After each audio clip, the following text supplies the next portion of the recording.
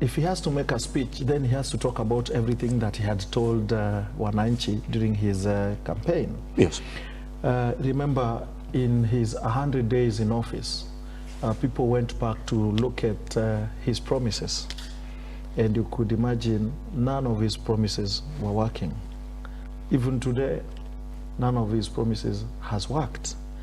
You remember he said by December, everyone will have will be under NHIF scheme. And December is long gone. We are actually 5 months from December. And no one, I don't think everyone is under NHIF. So most of his promises were geared to winning an election, but not the true picture of economia. So the question is, was Ruto serious in winning election? Maybe yes. Was he serious in leadership? No. There is winning election and leading the country. Was he serious in winning election? Yes. Was he prepared for leadership? No. So now Ruto is facing leadership. Leadership is not rulership. You can rule people, iron fist, rule. If you want to rule, you can rule, but you will not lead them. So right now, Ruto is ruling Kenya. He's not leading Kenya. It doesn't seem like he's ruling, you would say. He's ruling because he's telling you, you will do this. But he's speaking to the opposition. He's speaking to, that's what I'm saying, he's ruling. Because when you rule, you, yes, you look behind you, you look around you, you're not secure. That's the ruler.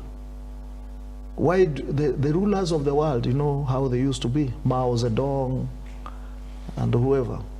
Those were rulers.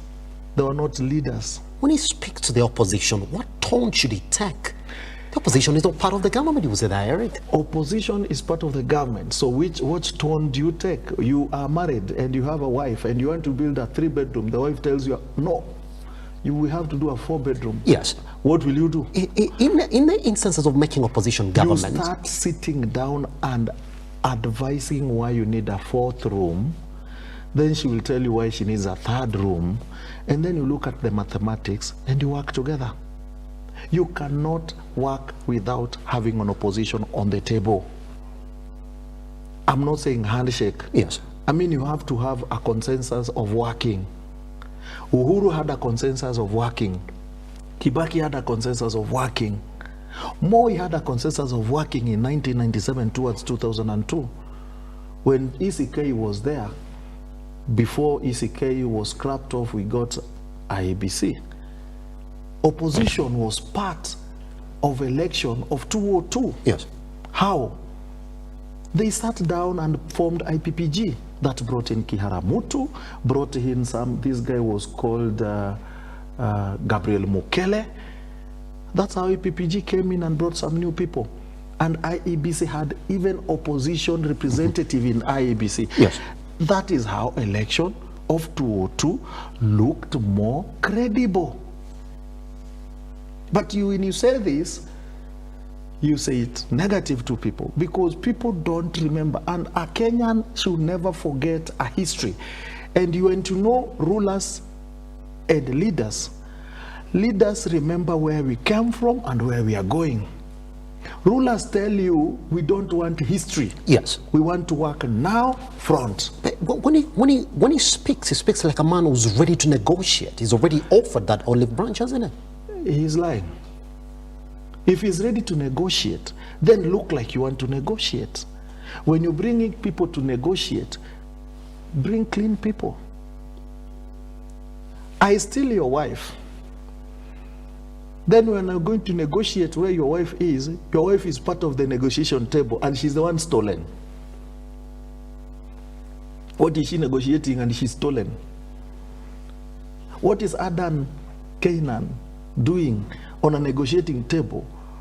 Whereas he went into parliament on Azimio ticket Jubilee.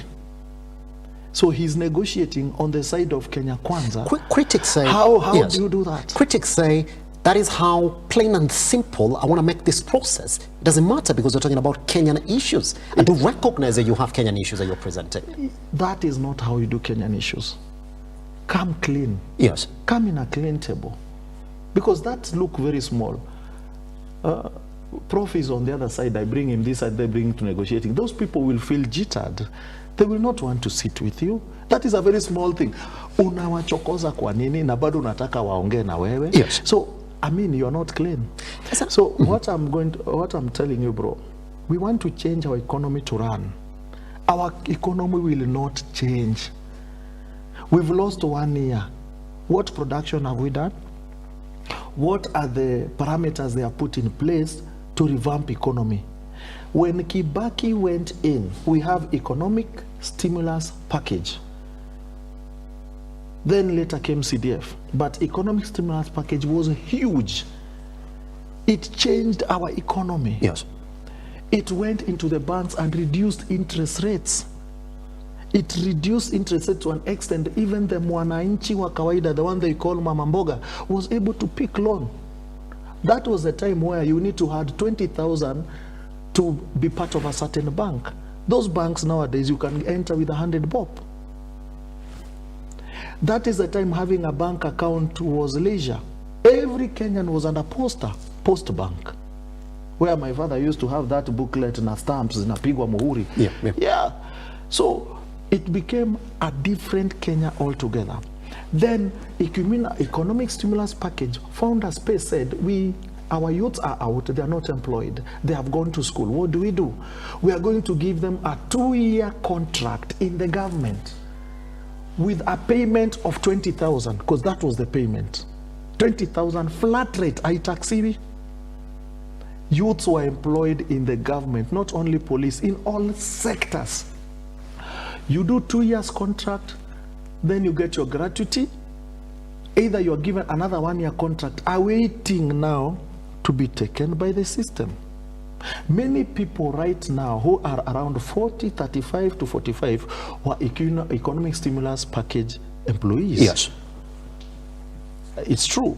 So these people, they were saying vijana hawana kazi. 1 year is gone. What have they done? Economic stimulus package was there. They should have continued running it. Yes. Right now, kazi kwa vijana is gone. Everything is gone. But they're telling you, tunapanga. Serikali bado ni changa. Yes. Eric, serikali changa ilipeana free primary education in 3 months. Serikali changa. Actually, that's